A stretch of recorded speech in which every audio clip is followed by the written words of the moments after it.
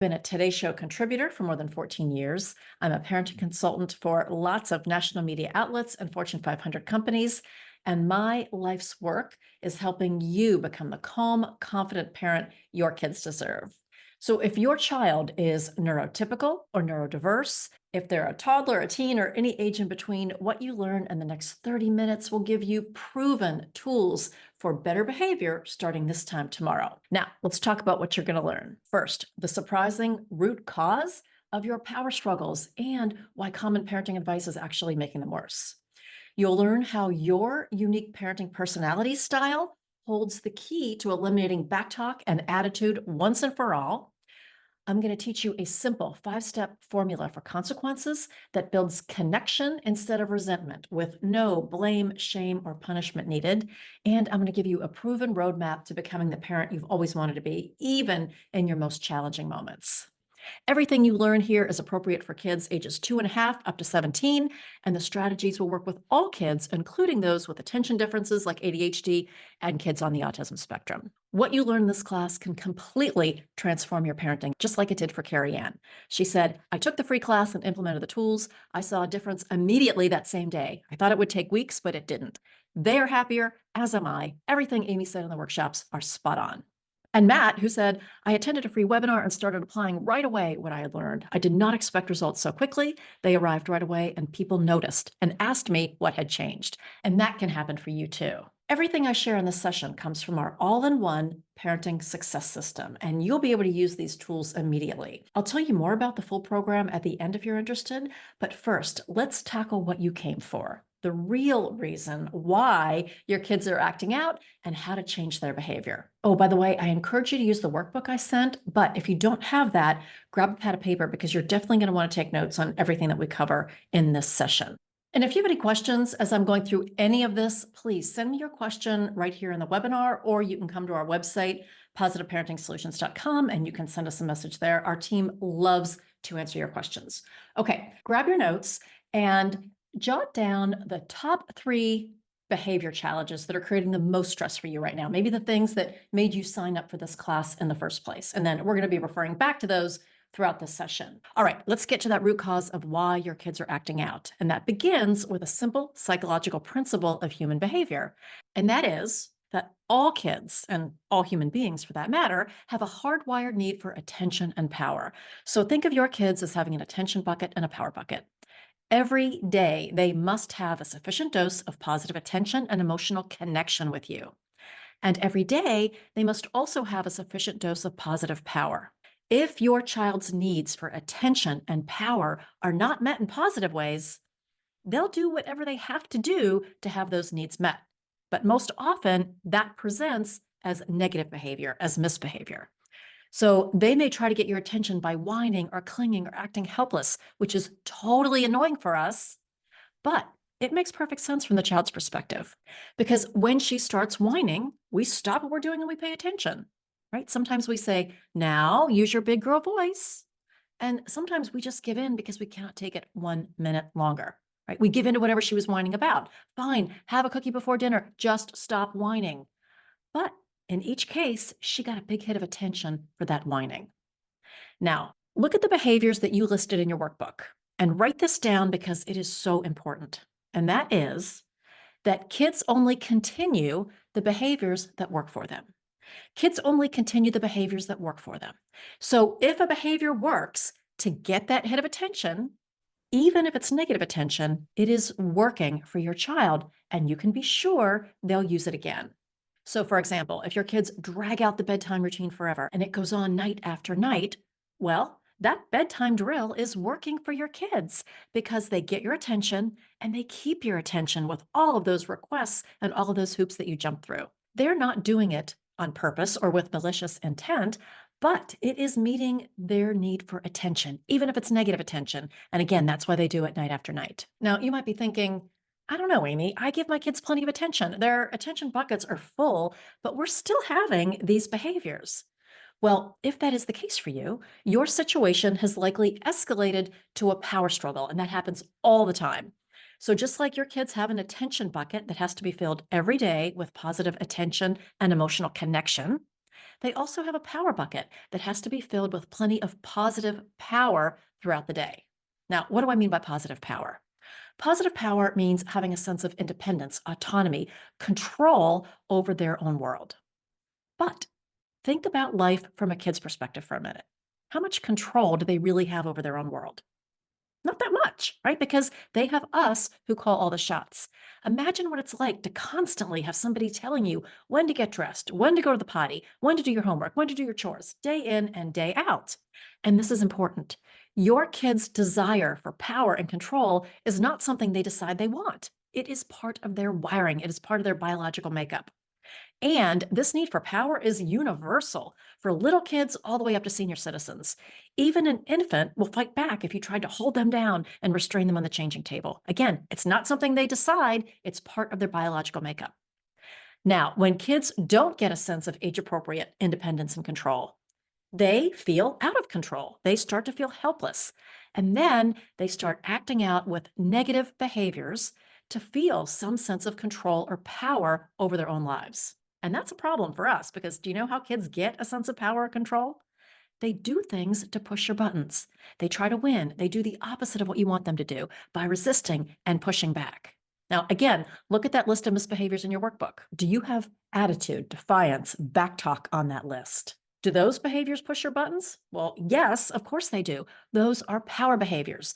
Kids get a huge hit of power when we get angry or they push our buttons. It's not the positive power they need and want, but in the absence of that, they'll take a hit of power any way they can get it. And if you have younger kids, the three classic power struggles for the younger set are bedtime, mealtime, and pottying. Because in those three areas, your kids have legitimate power.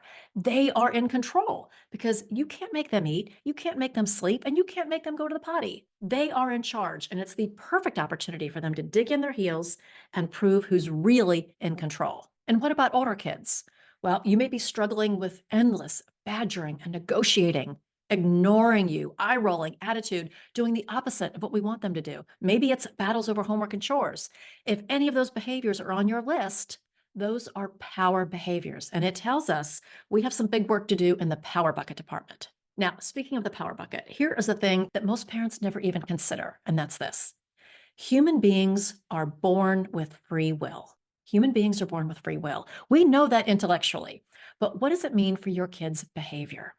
Well, it means that whether your child is 18 months old or 18 years old, the decision on whether or not to behave, to listen, to cooperate, to do the right thing, it's always their choice. We think we can make our kids behave. We think we can demand compliance and make them submit to our will. And yes, you can do that temporarily, but your child has free will, and in the end, it's always their choice. And I know that is so frustrating because you're the parent, you're bigger, you're stronger, you're smarter, it's your house, and they should obey because you said so. But the reality is, your people have free will. So where does that leave us?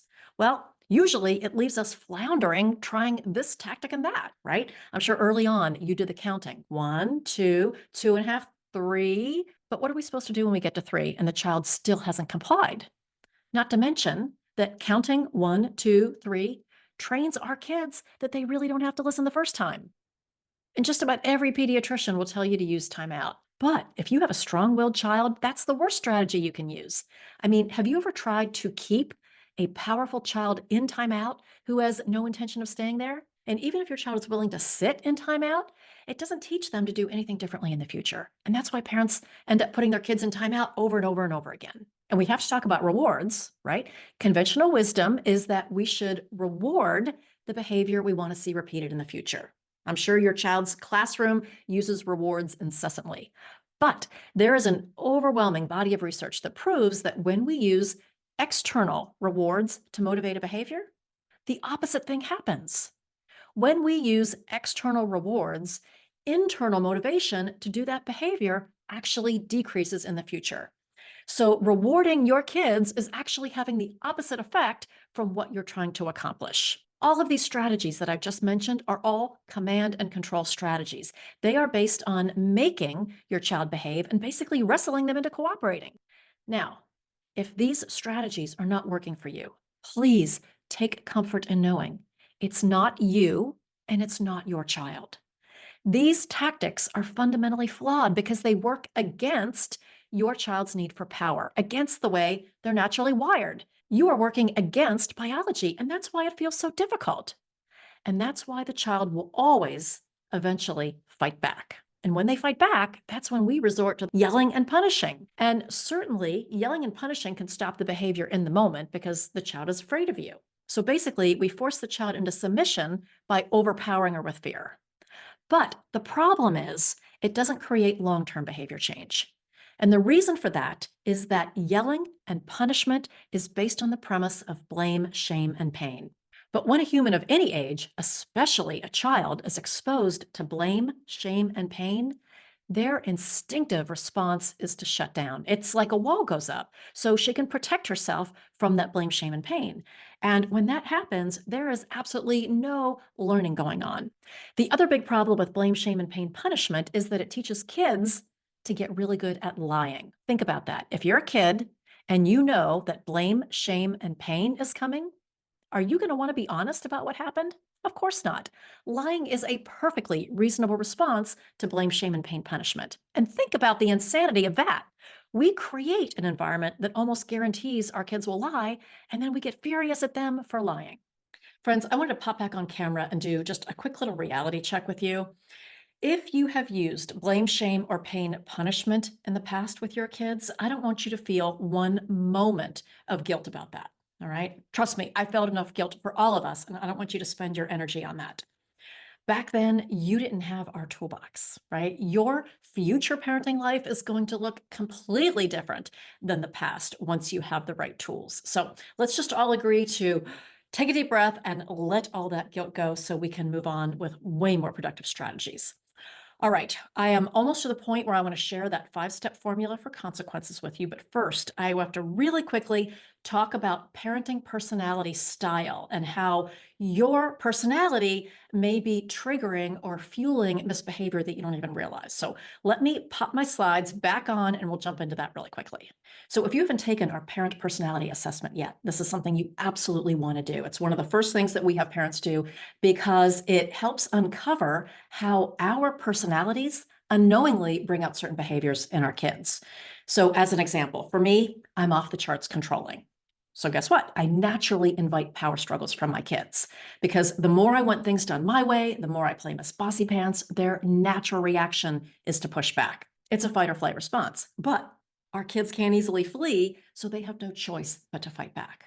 Now, think about your personality for a minute. And in your workbook, make a few notes about which aspects of your personality may invite certain behaviors from your kids.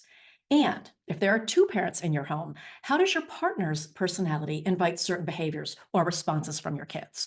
The bottom line is that misbehavior is never just a kid problem. We play an equal role in that, which is actually really exciting. Because if we can simply stop doing those things that trigger our kids, we're 50% of the way there to solving the power struggles. So now that you have the background for why kids really misbehave and your role in that, I want to walk you through the 5-step no yelling formula for consequences. This formula will work for kids around the age of 2.5 all the way up to teens. Of course, your kids will have to be verbal enough to go through the process that I'm going to explain, and they have to understand basic cause and effect. To use this no yelling formula, we have to make sure that we are meeting the criteria for the 5 R's, which I'm going to explain now. The first of the 5 R's is that the consequence must be respectful. That means it wouldn't involve any blame, shame, or pain for your child. So that means we have to deal with consequences in a calm and respectful way. So here's the thing. If you can't address your child's behavior in a calm and respectful way, please don't deal with it in that moment because 99% of stuff doesn't have to be dealt with in that moment. You can always wait 10 or 15 minutes, even if your child has moved on to something else, and say, sweetie, let's talk about what happened a little while ago with your brother and the train tracks. You can always bring the child back to it. But if you try to deal with it when you're angry and frustrated and talking through gritted teeth, it is going to come across as blame, shame, and pain. And I promise you, your child will shut down, and whatever lesson you're trying to get across is going to be lost. Okay, for the second R, I really encourage you to circle this in your workbook because it's the one that parents almost always miss. And that is that the consequence must be related to the misbehavior. related to the misbehavior because we want an actual learning event to take place. So, as an example, the related consequence for not wearing a bike helmet is she doesn't get to ride her bike. It's connected, it makes sense. For older kids, if you miss curfew, then you don't get to go out with your friends the following weekend. And if you don't turn off the device when I ask, you're going to lose your technology privileges. It's connected, it makes sense. Now, let me share the flip side of that. Let's say you didn't turn off the video game when I asked, and I said, all right, that's it. You are not going to the birthday party this weekend. How do you think you'd react? Well, you'd probably say, that's not fair. You're so mean. And guess what? You'd be 100% right. It is not fair. It's not related. The birthday party has nothing to do with the video game issue. That is a willy-nilly consequence. And it is an act of parent desperation. And let's be honest, we've all been there, right? Where we're just pulling punishments out of the air, taking away this, taking away that. And then pretty soon, we've taken away everything that the child cares about, but the behavior is still happening. That is an indication that you've been using willy-nilly consequences. Now, please write this down about consequences. It is so important. Your kids don't have to like the consequence, but it must feel fair. If consequences are unrelated, if they feel willy-nilly, then the anger turns on you. You become the bad guy. And at that point, your child is not taking any personal responsibility. She's not owning it. It's all about how mean you are. And then she could feel totally justified in her behavior. Bottom line, for the consequence to be effective, it must be related to the misbehavior. Now, I can almost feel you having a slight panic attack right now because you're thinking of specific behaviors, but you can't think of a related consequence. So if that's the case, let that go. There's no need to panic. If you can't think of an obviously related consequence, it probably means that the consequences are not the right tool for that situation. There are lots of other tools in our toolbox, and we'll come back to that in a few minutes. All right, we've talked about respectful and related to the misbehavior. The third R is the consequence must be reasonable in duration. So for a 4-year-old who's throwing puzzle pieces around the room and she knows that's not okay, it would be reasonable to pack away the puzzle for the rest of the day and let her try again tomorrow. For a 14-year-old who's texting at the dinner table and she knows your rules for technology, it would be reasonable for her to lose her phone privileges for a week. Just keep it reasonable based on the child's age and development. And then our fourth R, and this is another make or break one, that is that the consequence must be revealed in advance. Because when she knows ahead of time what you expect and exactly what the possible consequences will be, then she has the power to determine how things work out for her. So we want to reveal the consequence in advance and then close the loop with the fifth and final R, which is having your child repeat back to you her understanding of your rule and consequence. So, sweetie, just so we're on the same page, can you repeat back to me our new rule and what the consequence will be if you choose not to follow that rule? Once she repeats back, then we have a verbal agreement. And then if I have to follow through and implement the consequence, there will be no surprises because she knew the deal. And I confirmed that by having her repeat back. Okay, next up, I want to give you a script for how you can use the reveal in advance process to get the very best results. I'm going to use the example of technology because it's a big issue for little kids who want to play with dad's iPhone all the time, up through teenagers with their gaming and their computer time. The key thing about revealing consequences is this. I'm not going to have the conversation when I'm upset and frustrated in the heat of the moment, because that's going to turn it into a power struggle for sure. Instead, we're going to have this chat one night when everybody is calm, probably after dinner, when everybody is in a good and happy place. And the script would go something like this. You know, I've noticed we've been having some issues with technology lately. It seems like when I ask you guys to turn off the video games or the tablet, either you ignore my request or there's a lot of grumbling and groaning. And that's not okay because having technology is a privilege and there are responsibilities that go along with that. All right. Once they know what you are concerned about, then you can let them know what you expect in the future. And I want you to be crystal clear about that. So in the future, my expectation is that when I ask you to turn off the video game or shut down the technology, I expect that you're going to turn it off and without any grumbling and groaning. Now, I'll give you a 5-minute warning because I know you want to save your game, and you may want to set a timer so you know how long 5 minutes is. But I'm not going to remind you, I'm not going to give second chances. It's up to you to remember to turn it off. Now, let me just stop there for a minute. What do you think about that? Does that feel like a reasonable expectation for the privilege of having video games or technology? I think it is. And I hope you'll remember this.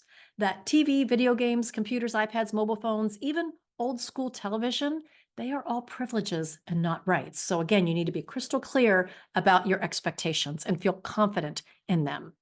All right, so let's go back to our script. I've let them know exactly what I expect in the future, but I want to cover my bases and reveal a consequence. So I would say something like, I'm sure we're not going to have any issues with this, but I want to let you know that if I ask you to turn off the video game or the device and you ignore my request, or there's any grumbling or groaning or begging for please just 5 more minutes, if there's any of that, you're going to lose your technology privileges for the next week. So where are we at this point? He is now fully informed, right? But I don't want to stop there. I want to close the loop by having the child repeat back.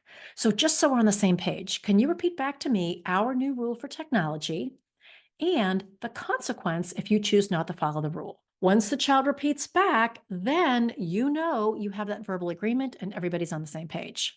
All right, let's talk about a few situations that might come up because I want you to be prepared for anything. So what happens if you reveal the consequence in advance, but the child won't repeat back? What are you going to do?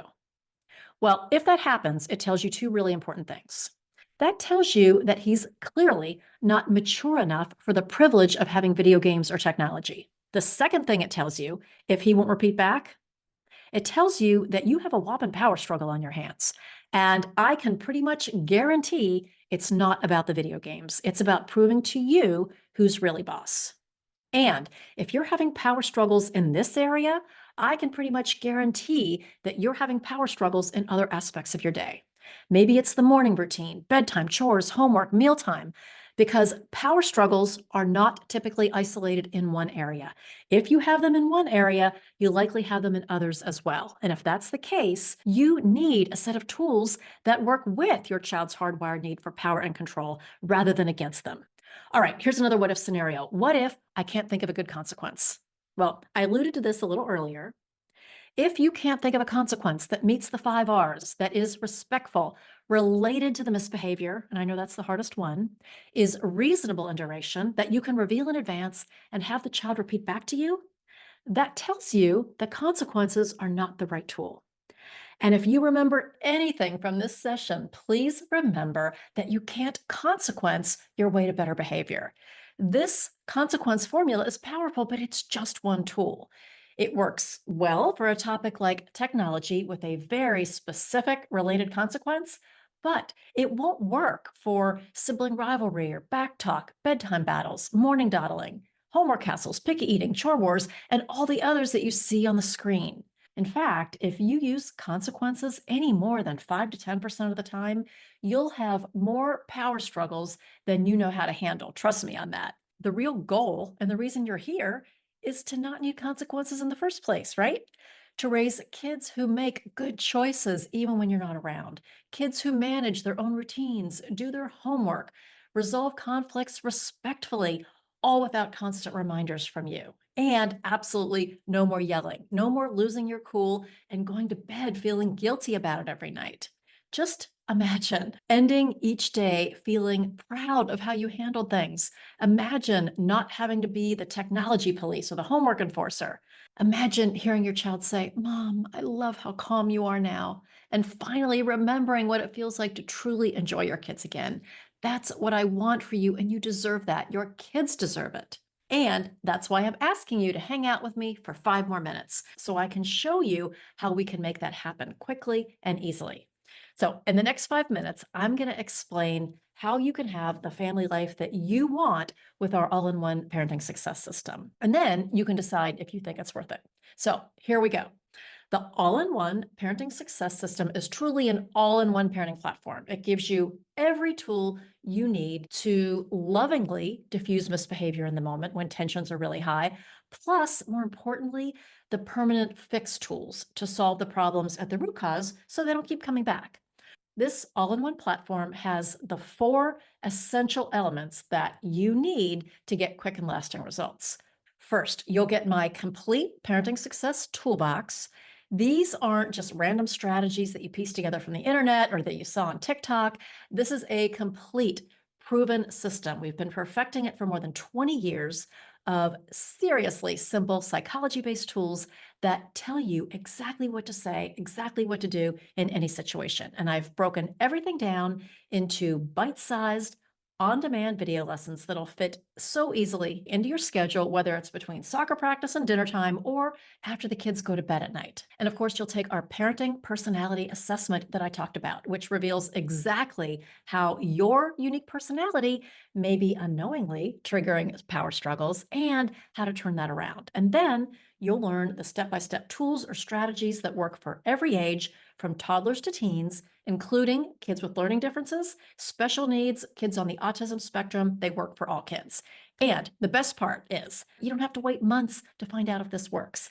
96% of parents in our program report measurable improvement within 48 hours of learning just their very first tool. So think about that. By this time tomorrow, you could be seeing real changes in your family. Second, you'll get our deep dive solutions library with over 30 comprehensive masterclasses taught by me, along with MDs, PhDs, and best-selling authors in child development. These experts tackle every challenging topic that you can imagine, from bedtime battles to teen technology struggles, from picky eating to managing anxiety. Each masterclass gives you a complete action plan, exactly what to say, exactly what to do for that specific challenge. And unlike other programs, you can download any masterclass, really any lesson in our course, right to your device through our Parenting in Your Pocket mobile app, which is perfect if you're on your commute or out for a walk or even on an airplane. And the best part is we are constantly adding new expert masterclasses, and there's no extra charge for that. They're all included in your membership. From now until your kids leave your house, these masterclasses are going to be your go-to resource for every age and stage ahead. And number three, you'll also get one-on-one coaching with me for a full year at no extra cost. And this is not cookie cutter advice. I will create custom crafted action plans specifically for your family's challenges. And if you need answers right away and can't wait for a live call, you'll also have instant access to our library of years of recorded coaching calls whenever you need them. And because your parenting journey is not going to end after 1 year, I want to make sure that you have the coaching support whenever you need it. So that's why I'm including 3 use anytime coaching passes.